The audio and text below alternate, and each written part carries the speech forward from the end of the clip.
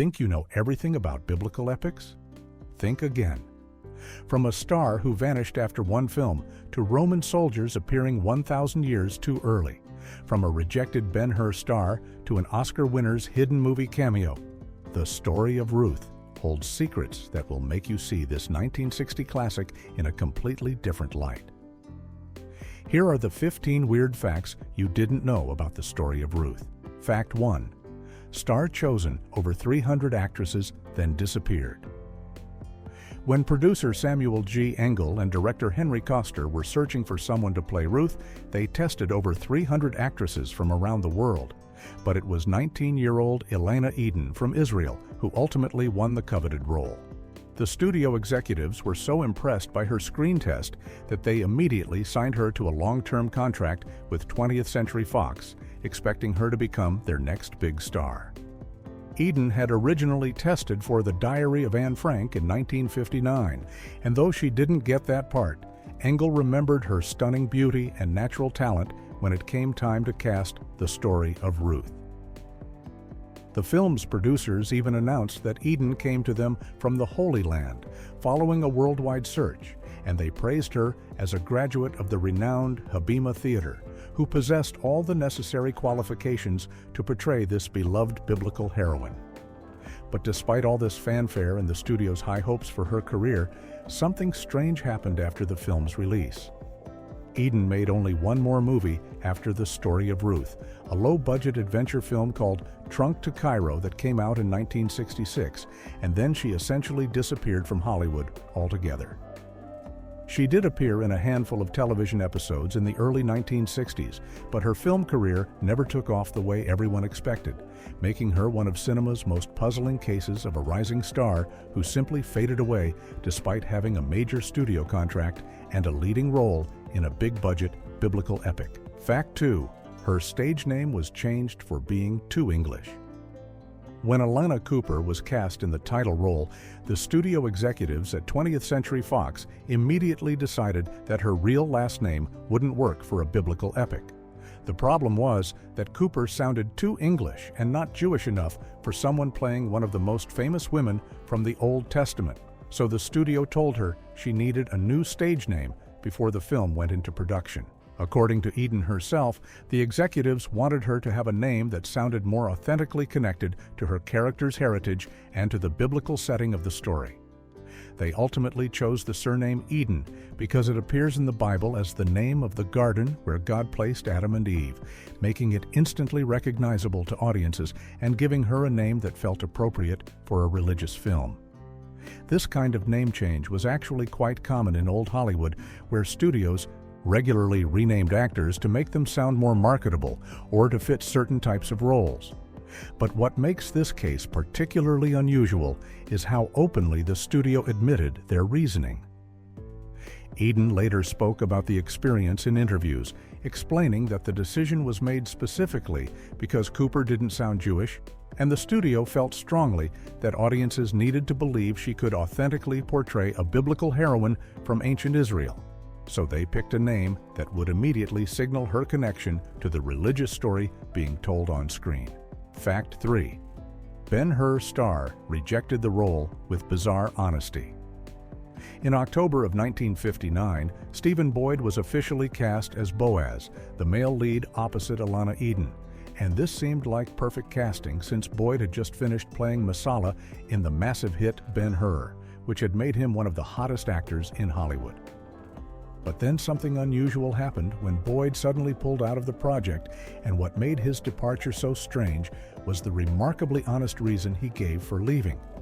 Boyd told the studio executives, "I think the picture would be much better without me," which was an incredibly rare thing for an actor to say about a role he'd already been offered and accepted. Many people in the industry believe that Boyd was actually worried about being typecast in biblical epics and religious films, since Ben-Hur had been such an enormous success, and he didn't want audiences to only see him in sandals and robes for the rest of his career. Interestingly enough, Boyd would later go on to play Nimrod in another 20th Century Fox biblical epic called The Bible. in the beginning in 1966, so perhaps he eventually got over his concerns about typecasting, or simply couldn't resist the appeal of these large-scale productions. Stuart Whitman ended up replacing Boyd as Boaz in December of 1959, and while Whitman did a solid job in the role, it's fascinating to wonder how different the film might have been with the star power and intensity that Boyd brought to his performance in Ben-Hur. Fact 4. Hollywood legends turned down the mother role. The role of Naomi, Ruth's mother-in-law, and one of the most important characters in the story, was offered to two of the biggest names in Hollywood history before the studio finally found someone willing to take it on. Helen Hayes, who was known as the First Lady of American Theater and had already won 2 Academy Awards by this point in her career, was approached first but turned down the role for reasons that were never made public. After Hayes passed, the producers then went to Irene Dunne, another major star who had been nominated for 5 Oscars throughout her career and was famous for her work in both dramatic films and romantic comedies. But Dunne also declined the offer to play Naomi. It's not entirely clear why these 2 legendary actresses weren't interested in being part of a big-budget biblical epic, though it's possible they simply didn't want to commit to the lengthy production schedule, or perhaps felt the role wasn't substantial enough for actresses of their stature. The studio eventually cast Peggy Wood in the role, and she ended up delivering what many critics considered to be one of the best performances in the entire film, with her portrayal of Naomi being praised for its patience, wisdom, and emotional depth. Wood would go on to earn an Oscar nomination just 5 years later for her role as the Mother Abbess in The Sound of Music, proving that the 2 Hollywood legends who passed on The Story of Ruth may have missed out on working with a truly talented actress. Fact 5. Howard Hawks almost made it with Audrey Hepburn. The Story of Ruth wasn't the first time Hollywood tried to bring this biblical tale to the big screen, and one of the most surprising versions that never happened would have been directed by Howard Hawks and starred Audrey Hepburn in the title role. Hawks, who was one of the most respected directors in Hollywood and known for making classic films like Bringing Up Baby, His Girl Friday, and The Big Sleep, announced plans about half a dozen years before 1960 to make a biblical film called The Song of Ruth. What makes this unrealized project so fascinating is that Hawks was not the kind of director anyone would typically associate with religious epics, since he was famous for making fast-paced comedies, crime dramas, and westerns rather than sweeping biblical spectacles. The fact that he wanted Audrey Hepburn to play Ruth is equally intriguing because Hepburn was still in the early stages of her career at that point and hadn't yet become the massive international star she would later be known as. Nobody knows exactly why Hawks abandoned the project or what his vision for the film would have been, but it's clear that The Story of Ruth had captured the attention of major Hollywood players long before 20th Century Fox finally brought their version to theaters. The title Hawks chose, The Song of Ruth, was actually based on a novel by Frank G. Slaughter that had been published in 1954. And interestingly enough, Slaughter would later write a screenplay for the 1960 film that ultimately wasn't used in the final production, showing just how many different people tried to crack the challenge of adapting this short biblical book into a feature-length movie. Fact 6. Producer nearly made it, a musical like South Pacific. Before The Story of Ruth became the dramatic biblical epic that audiences saw in theaters, producer Samuel G. Engel actually spent quite a bit of time thinking about turning it into a full-blown musical with songs and dance numbers. In an interview with the New York Times in late 1959, Engel openly discussed how he had considered making the film in the style of South Pacific, which had been a massive hit on Broadway and was being adapted into a movie around the same time. Engel's vision was particularly interesting because he imagined Boaz, the older farmer who falls in love with Ruth, as being similar to the character Emile Debec from South Pacific, who was played by opera singer Ezio Pinza in the original Broadway production. Engel even mentioned that he could picture Boaz singing something romantic and sweeping, much like how Pinza had performed songs in that show, and he thought the story's themes of love and tolerance would work beautifully with music by composers like Rodgers and Hammerstein. The producer explained that he initially saw the Book of Ruth as a sweet pastoral love story that had the beauty of a lovely tone poem, which made him think it could work as a musical film. But then he started to worry that the approach might end up being too dull or not dramatic enough to sustain audience interest for a full-length movie.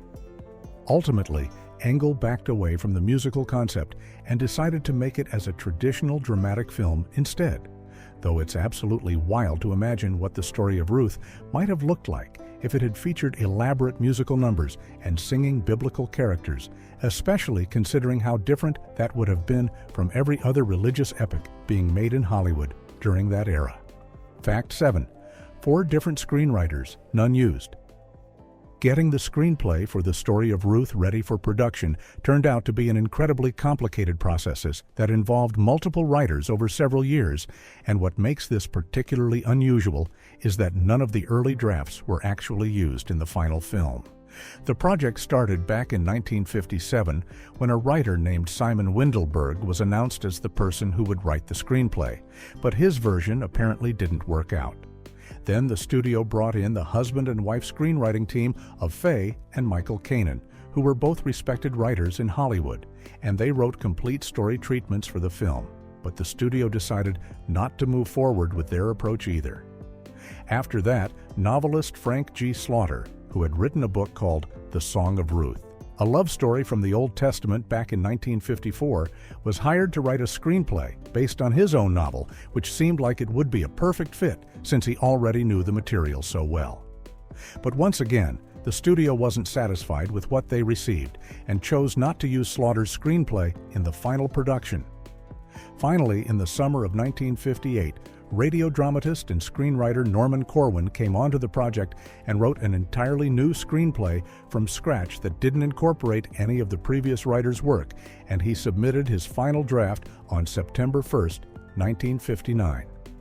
Corwin's script was the one that actually got filmed, but it's remarkable to think about how much time, effort, and money the studio spent paying all these different talented writers to take a crack at adapting the short biblical Book of Ruth into a feature-length movie before they finally found an approach that satisfied them. Fact 8. Victor Buono's secret film debut. Hidden among the cast of The Story of Ruth was a young actor named Victor Buono who was making his very first appearance in a movie, though his role was so small that he didn't even receive a credit in the final film.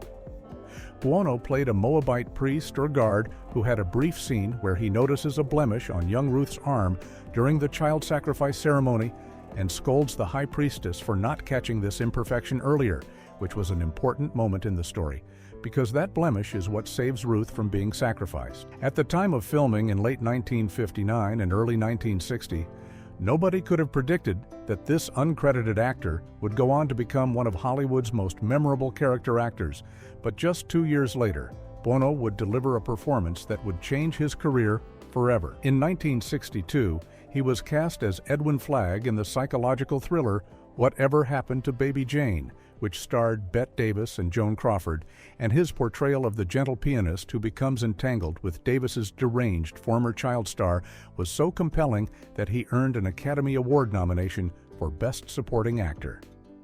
From that point forward, Buono became a highly sought-after character actor who appeared in dozens of films and television shows throughout the 1960s and 70s, making his tiny uncredited debut in The Story of Ruth all the more fascinating when you consider how far his career would eventually go. It's one of those perfect examples of a future star getting their start in a small role that nobody noticed at the time but becomes much more interesting in retrospect once you know what happened next. Fact 9.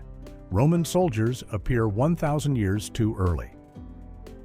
One of the most glaring historical mistakes in The Story of Ruth happens around 1 hour and 16 minutes into the film, when eagle-eyed viewers notice something that absolutely should not be there based on when the story takes place. In one scene, what appears to be a group of Roman soldiers can be seen galloping through a village on horseback, which would be perfectly fine in most biblical movies, except for the fact that the Book of Ruth is set during the time of the Judges, which historians place somewhere around the 11th or 12th century before Christ. The problem with having Roman soldiers appear in this time period is that the Roman Empire wouldn't even begin to exist until around the 1st century before Christ, meaning these soldiers are showing up roughly 1,000 years too early in the timeline of history. This kind of anachronism, where something from one time period accidentally appears in a story set in a completely different era, was pointed out by viewers who know their ancient history and recognize that the Romans simply didn't exist yet when Ruth would have been living in Moab and later traveling to Bethlehem with her mother-in-law Naomi. It's unclear whether this was a mistake made by the costume department, the production designers, or someone else on the crew who didn't realize the historical problem they were creating, or if perhaps the filmmakers just assumed that most audience members wouldn't know enough about ancient history to spot the error. Either way, it's become one of those fun mistakes that film buffs love to point out when watching the Story of Ruth. And it serves as a reminder that even big-budget Hollywood productions with expensive sets and costumes can sometimes get basic historical details completely wrong. Fact 10. Franz Waxman's personal Holocaust connection. The musical score for the Story of Ruth was composed by Franz Waxman, and for him, this project was far more than just another job because it connected deeply to his own life experiences and Jewish heritage. Waxman had been born in Germany in 1906 and worked in the German film industry during the 1920s and early 1930s, but his career and his life were turned upside down when Adolf Hitler rose to power and the Nazi Party began targeting Jewish people throughout the country. Shortly after Hitler became Chancellor of Germany, Waxman was violently attacked in the street by Nazi brownshirts simply because he was Jewish. And this terrifying experience convinced him that he needed to leave Germany immediately if he wanted to survive. He fled to Paris and eventually made his way to America, where he rebuilt his life and became one of the most respected film composers in Hollywood, creating memorable scores for movies like Sunset Boulevard, A Place in the Sun, and The Bride of Frankenstein. When he was hired to compose the music for the Story of Ruth, nearly 3 decades after escaping Nazi Germany, Waxman poured his heart into the project because the biblical story's themes of tolerance, acceptance of outsiders, and finding redemption in a new land resonated powerfully with his own journey as a Jewish refugee who had been forced to leave his homeland. Waxman himself said that this score became one of his favorite works, and one that he considered among his finest achievements, and many people who knew him believed that his personal connection to the material gave the music an emotional depth and sincerity that audiences could feel even if they didn't know the composer's background. Fact 11. The lead actress was a former machine gunner. Before Ilana Eden became an actress and was cast as the gentle, devoted Ruth in this biblical epic, she had a very different kind of experience that seems almost impossible to reconcile with the peaceful character she portrayed on screen. Eden had served in the Israeli army as a machine gunner, which was a combat role that required her to handle heavy weapons and be prepared for military action, and this background makes her casting as one of the Bible's most famous symbols of loyalty, kindness, and devotion particularly striking. In Israel, military service is mandatory for most citizens when they reach a certain age, so Eden's time in the army would have been a normal part of growing up in her country. But it's still fascinating to think about how she went from operating machine guns in a military context to playing a woman whose story is fundamentally about choosing love and peace over violence and conflict. The Book of Ruth is all about a woman who leaves behind her old life and her old gods to follow her mother-in-law to a foreign land, where she becomes known for her gentle spirit and her willingness to work humbly in the fields to support her family, which is about as far as you can get from the image of a soldier in combat.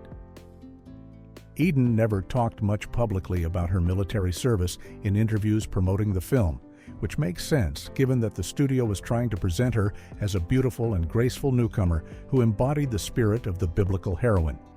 But it remains one of those surprising biographical details that adds an interesting layer to understanding who she was as a person beyond just her brief time in Hollywood. Fact 12. Cinematographer called her the most photogenic face ever. Arthur E. Arling, who served as the cinematographer on the Story of Ruth and was responsible for how the film looked visually, made an extraordinary statement about Ilana Eden that reveals just how striking her appearance was on camera. Arling told people that Eden had the most photogenic, the most camera-proof face I've ever photographed, which was an incredible compliment coming from someone who had been working in Hollywood for decades and had already shot some major films. To understand how significant this praise was, you have to know that Arling had been a cinematographer since the silent film era and had worked on Gone with the Wind back in 1939, which was one of the biggest and most prestigious productions in Hollywood history, so he had literally photographed some of the most beautiful and famous actresses in the world over the course of his long career. When a cinematographer says someone is camera-proof, they mean that the person looks good from every angle and in every type of lighting, which is extremely rare because most people have certain angles or lighting conditions that are more flattering than others, and even professional actors and models usually have a good side that photographers try to capture. The fact that Arling singled out Eden as the most photogenic face he had ever worked with suggests that she possessed something truly special in terms of how her features translated to film.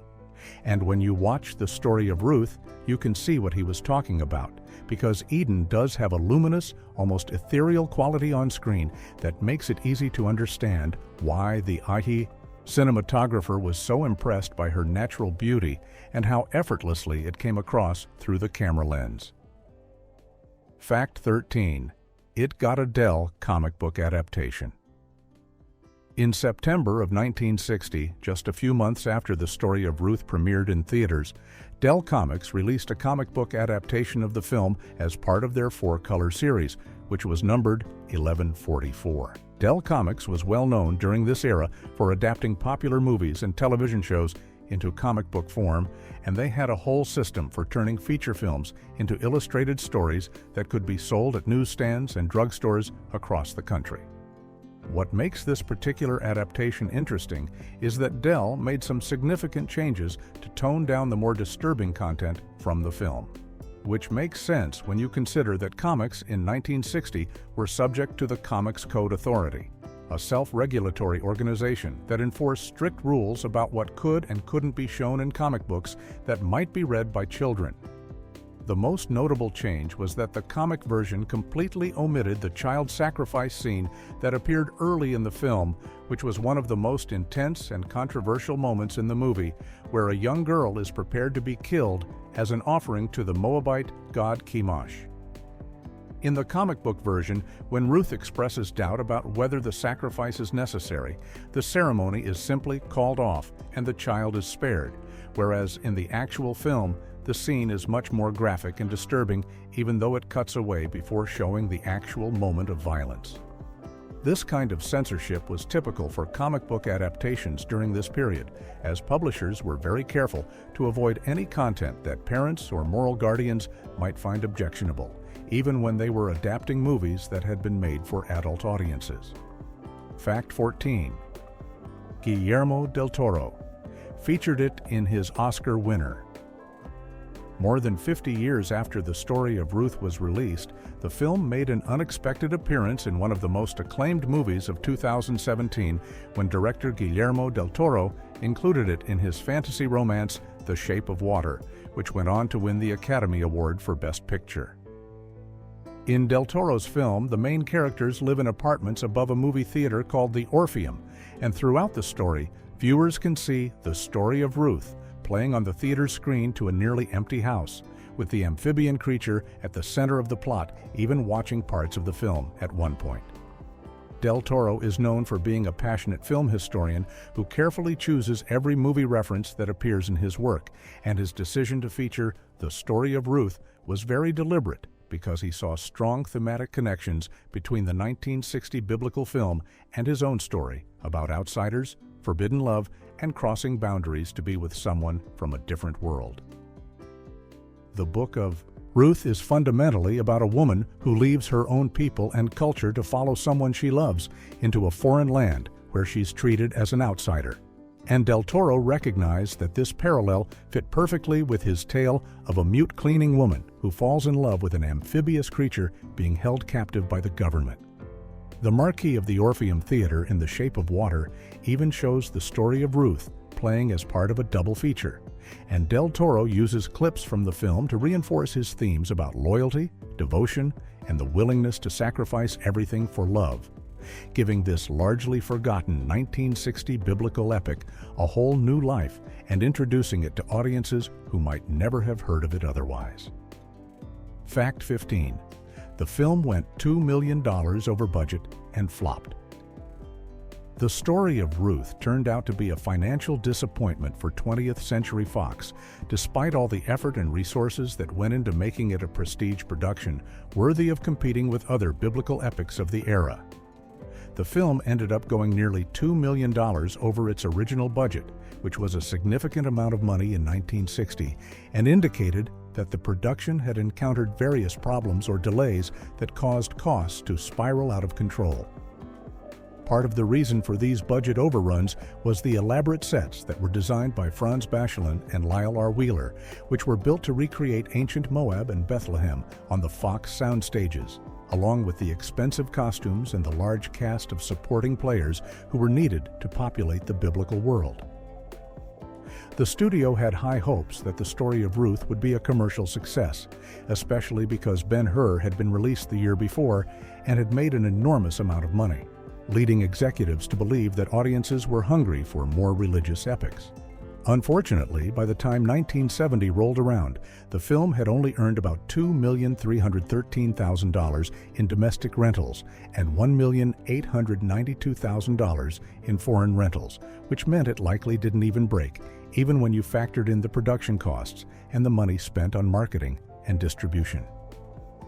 Despite this commercial failure, the film did receive some recognition from the industry when the Hollywood Foreign Press Association gave it their Best Picture of the Month award for July 1960. And it also received the Parents Magazine Family Award Medal that same month, showing that while audiences may not have turned out in large numbers, critics and family organizations appreciated what the filmmakers were trying to accomplish.